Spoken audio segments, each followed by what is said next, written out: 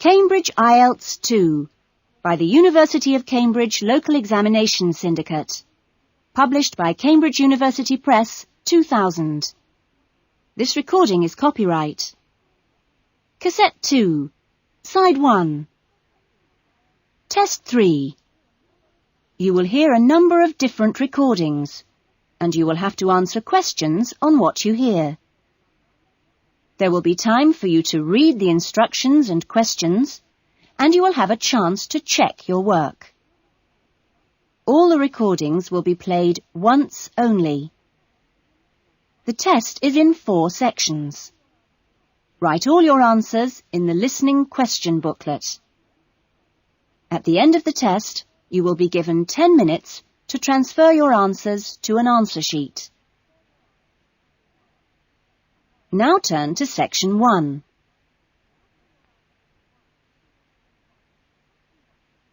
Section 1. You will hear someone being asked their opinion of a new television station. First, you have some time to look at questions 1 to 4.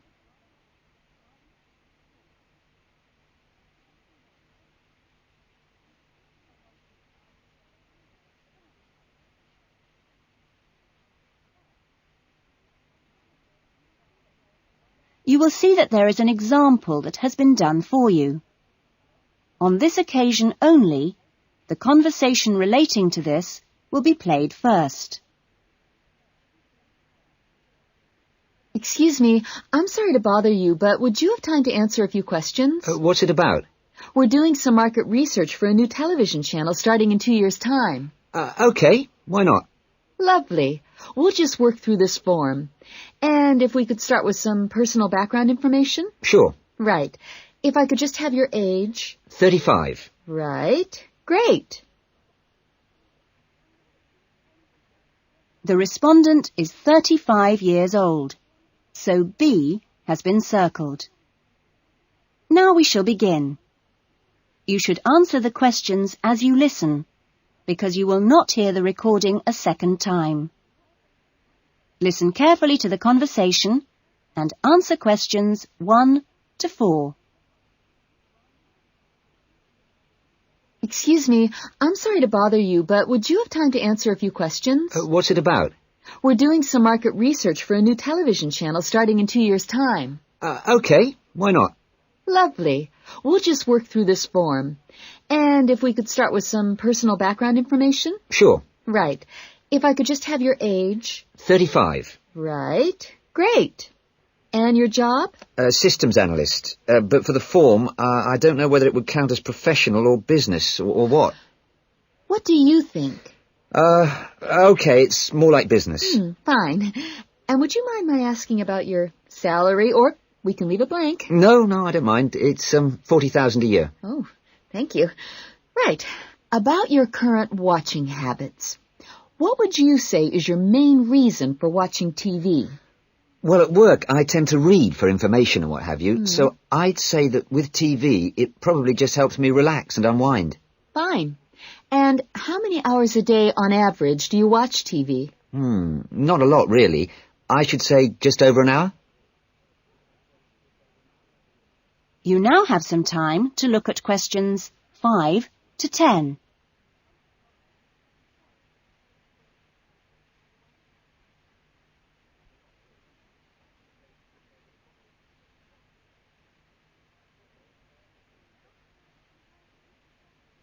Now listen carefully and answer questions 5 to 10. So what are the 2 main times of the day that you watch TV? Well, a little around breakfast time, and then it tends to be really late, 11 or even midnight, when I finish work. And what sort of programs do you go for? Some news bulletins, but I also really like to put my feet up with some of the old comedy shows. Fine. And turning to the new channel, which type of programs would you like to see more of? Well, I certainly don't think we need any more factual programs like news and documentaries. I think we need more about things like local information, providing a service for the community. And in the same vein, perhaps more for younger viewers. Good quality stuff. Uh-huh. And if you had to give the new directors some specific advice when they set up the channel, what advice would you give them? I think I'd advise them to pay a lot of attention to the quality of the actual broadcast. You know, the sound system. People are very fussy these days about that. And in general, I think they ought to do lots more of these kinds of interview, you know, talking with their potential customers. Oh, I'm glad you think it's valuable. Certainly, yeah. Good. Okay. This will be a commercial channel, of course, but how often do you think it is tolerable to have adverts? Well, out of that list, I'd say every quarter of an hour. I don't think we can complain about that, as long as they don't last for 10 minutes each time. Quite. And would you be willing to attend any of our special promotions for the new channel? Yes, yeah, I'd be very happy to, as long as they're held here in my area. Okay, I'll make a note of that. And finally, may we put you on our mailing list? Well, I'd prefer not, except for the information about the promotion you mentioned.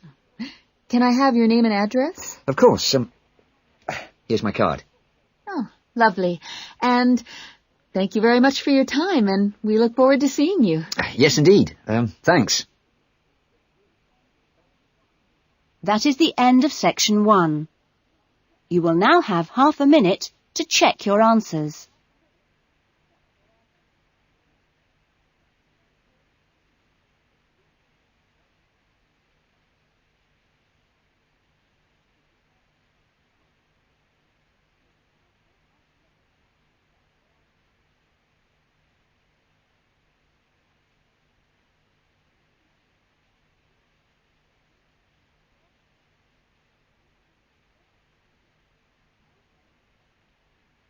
Now turn to section 2.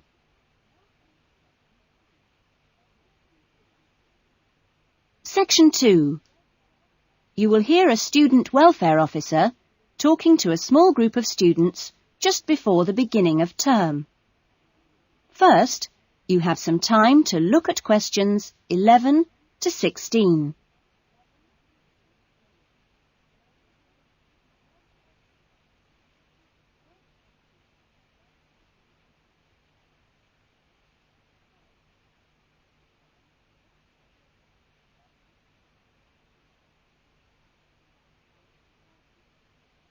Now listen carefully to the talk and answer questions 11 to 16.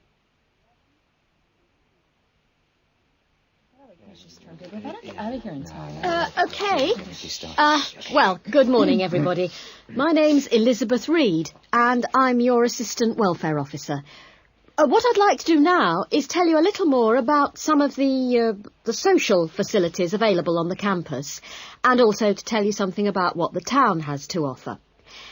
As you probably know already, the Student Union Building is the main centre of social life here, as indeed it is in most British universities. The Union runs a weekly programme of events for all tastes. Oh, everything from discos to talks by guest speakers. Many of these events are fundraising activities for charities, which the Union takes very seriously. They manage the Students' Union paper shop, selling magazines and newspapers, as well as stationery, sweets and so on. Let me see. There's the ticket shop, where you can get some very good deals on, well, for example, coaches to London, or inexpensive charter flights. As cheap as you'll get anywhere, people say. Or tickets for big pop groups playing here or at other venues all over the country, or plays in London. Oh, and we mustn't forget the Union cafeteria and the big new diner. Yes, did you have a question? Yeah, does the Union also provide help with any problems? I mean, advice on financial problems, for example, or does the university provide that? Yes, the Union run their own advice service, offering help with financial matters, such as grants. I'm sure you realise anything medical should be discussed with the University Medical Service, which also has an excellent counselling centre. I think that was made clear yesterday. However, the Union has its own officer who can give advice on legal problems. You now have some time to look at questions 17 to 20.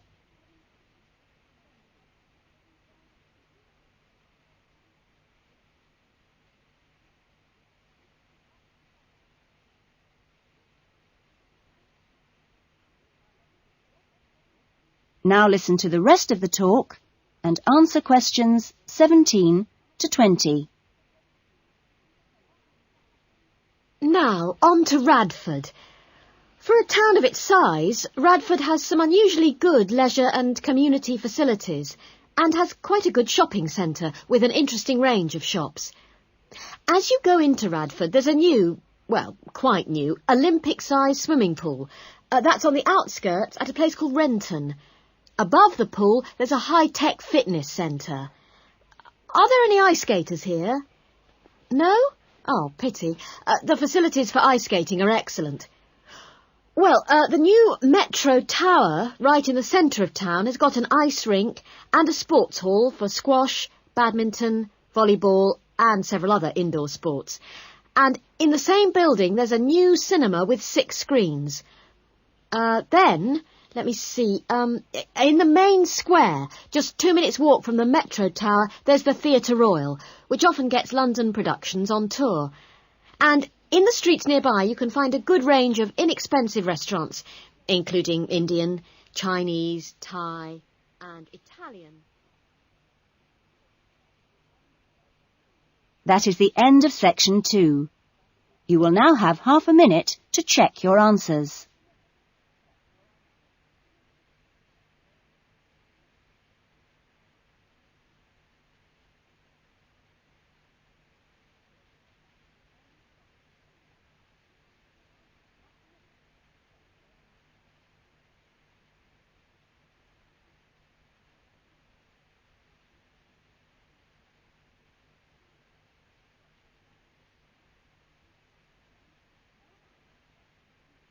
Now turn to section 3.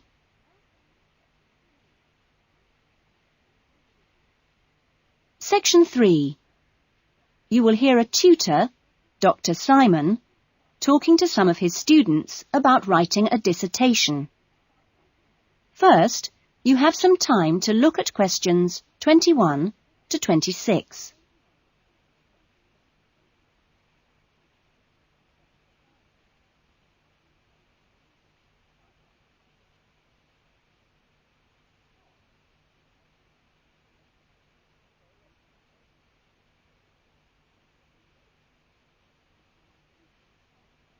Now listen to the discussion and answer questions 21 to 26.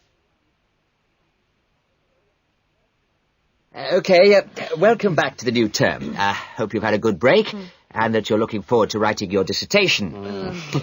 Now, what I'd like to do in this session is give you the opportunity to ask questions on writing the dissertation.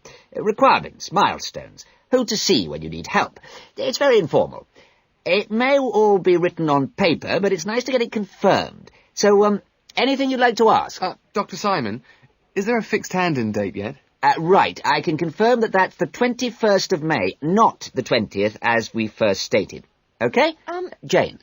What about the word limit? Well, we try to be pretty flexible on this, but in broad terms, it's 18 to 20,000.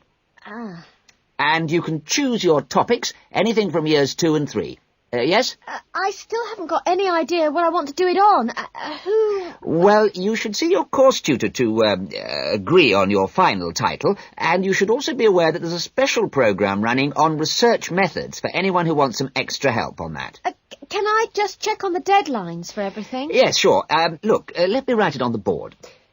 When the different stages have to be completed. First of all, you've got to work on your basic bibliography. And that's due into your course tutor by the 31st of January, which is just 2 weeks away, so you'd better get a move on that. Do we have to have our own draft plan by then? No, your draft plan is due on the 7th of February, which is a week later, so that should give you plenty of time. And when do we have to be doing the research? That's over a 1-month period, essentially February to March. And the write-up? Well, you can't really get going on your writing until you've got quite a bit of the research done. So that's really March to May, with the hand-in date on the 21st. Any more questions? Now you have some time to look at questions 27 to 30.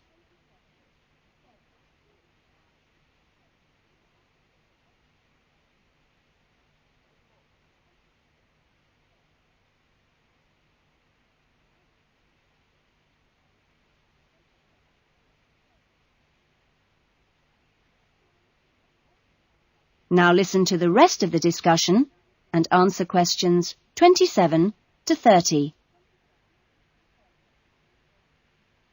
Well, sir, just some advice, really. It's about computers. Would you advise us to buy one? What can I say, Andy? I know it's a massive expense, but I really feel it would be of great benefit.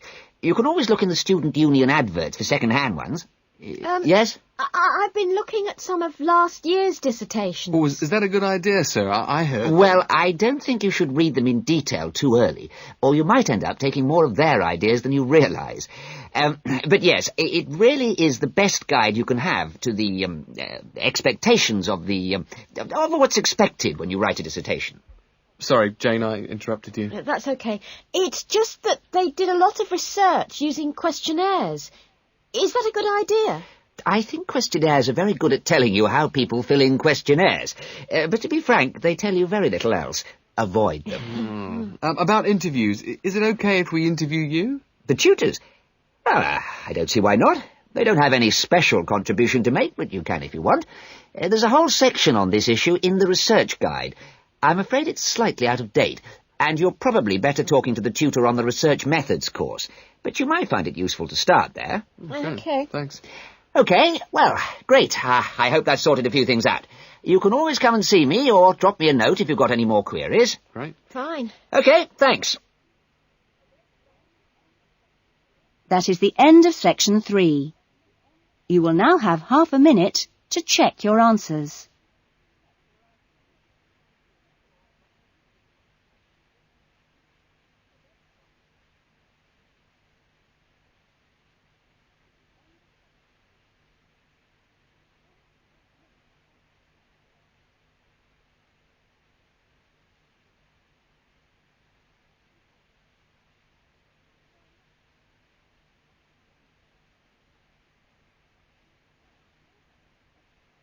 Now turn to section 4.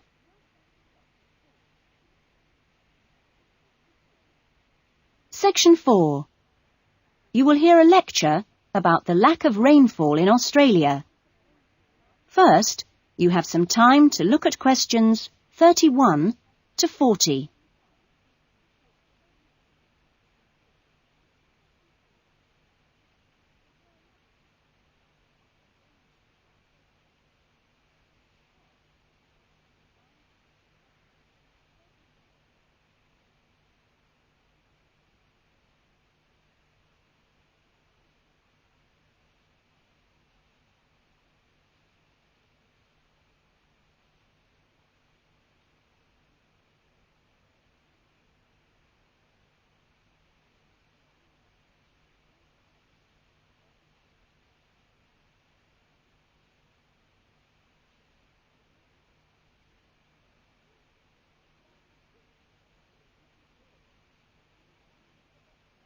Now listen to the lecture and answer questions 31 to 40. Good morning. This morning, we are continuing our look at Australia and its natural problems. Actually, dryness, or aridity, as it is generally called by geographers, is probably the most challenging of Australia's natural problems. And so it's very important in this course for you to have a good understanding of the subject. For Australia, water is a precious resource, and its wise management is of the greatest importance. As I've said, Australia is a dry continent, second only to Antarctica in its lack of rainfall. Long hours of hot sunshine and searing winds give Australia an extremely high rate of evaporation, far more than in most other countries. It's estimated that approximately 87% of Australia's rainfall is lost through evaporation, compared with just over 60% in Europe and Africa, and 48% in North America. You generally think of Africa as being a very hot and dry place, but it's not in comparison with Australia. In many parts of Australia, standing water, that is, dams, puddles and so forth, dry up rapidly, and some rainfall barely penetrates the soil. The reason for this is that the moisture is absorbed by thirsty plants. Some parts of Australia are dry because rainwater seeps quickly through sandy soils and into the rock below. In parts of Australia, this water, which seeps through the sandy soil, collects underground to form underground lakes. Water from these subterranean lakes can be pumped to the surface and tapped, and so used for various purposes above the ground. In fact, extensive underground water resources are available over more than half of Australia's land area. But most of the water is too salty to be used for human consumption or for the irrigation of crops. However, most inland farmers do rely on this water for watering their animals and, where possible, to a lesser extent, for irrigation. Underground water can flow very large distances and can be kept in underground reservoirs for a very long time. Water from these underground reservoirs bubbles to the surface as springs in some parts of the country, and these rare sources of permanent water were vital to early explorers of inland Australia and to other pioneers last century who used the springs for survival. But in many places, levels have fallen drastically through continuous use over the years. This has necessitated the pumping of the water to the surface. Remarkably, underground water sources in Australia supply about 18% of total water consumption. So you can see it's quite an important source of water in this dry land. So, most of the consumption of water in Australia comes from water which is kept above ground. More than 300 dams regulate river flows around the country. The dams store water for a variety of functions. The rural irrigation of crops, without which many productive areas of the country would not be able to be farmed. The regulation of flooding, a serious problem which will be dealt with later in the course. And last but not least, the harnessing of the force of gravity for the generation of electricity. That is all we have time for this morning, but you'll be able to do further study on this important area in the library. I have a handout here with references on the subject, so if you're interested, please come up to the desk and take a copy. Next week's lecture is a case study of an outback farm, and it'll be going into detail about some of the problems we've discussed here.